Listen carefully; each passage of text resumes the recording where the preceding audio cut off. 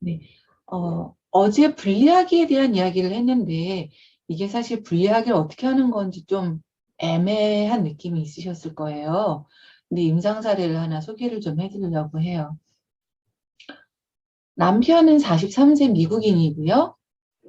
교육직에 근무하고 있는 교육 공무원이에요. 근데, 당뇨가 있는데도 음주 문제가 있어요. 근데 이 사람이 굉장히 성실해요. 그래서 주중에 정말 열심히 일하고, 그리고 주말에는 바에 가서 친구들 만나고 술 마시고 그런 게 인생의 낙이거든요.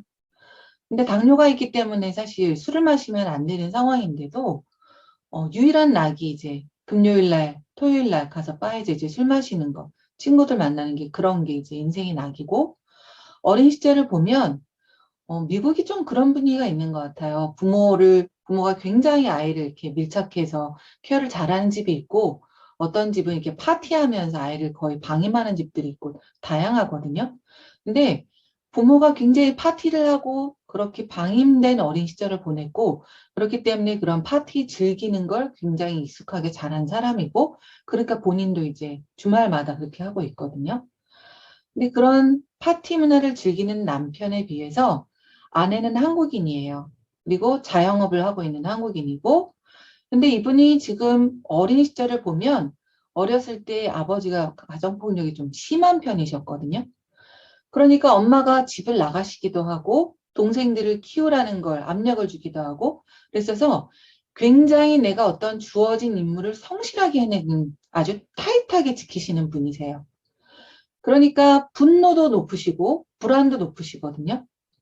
그러니까 남편이 그렇게 집을 주말에 나가서 안 들어오면 아내가 엄청 불안해하는 거예요.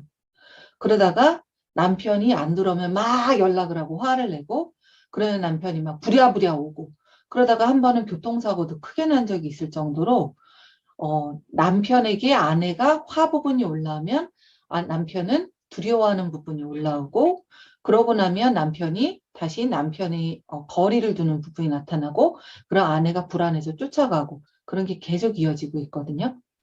근데 주 호소 문제는 지금 현재 남편의 외도였고 외도 문제랑 세스맨시스로 이제 만나고 있는 커플이에요.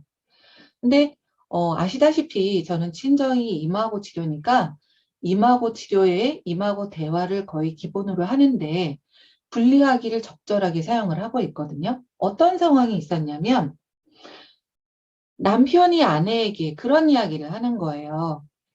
내가 당신한테 힘든 게 나는 당신한테 당신이 정말 힘들어할 때면 뭔가 도움이 되려고 이 얘기를 하는데 당신한테 안 먹히는 걸 볼 때 힘들다. 그래서 이제 그 이야기를 아내가 반영하기를 하는 거죠. 근데 그러고 난 후에 이제 남편이 실제 상황을 이야기를 했는데 이제 코로나니까 아내가 하는 자영업이 잘 되지가 않는 거예요. 그러니까 손님이 뚝 끊겼죠. 그러니까 아내가 불안이 이제 올라온 거예요.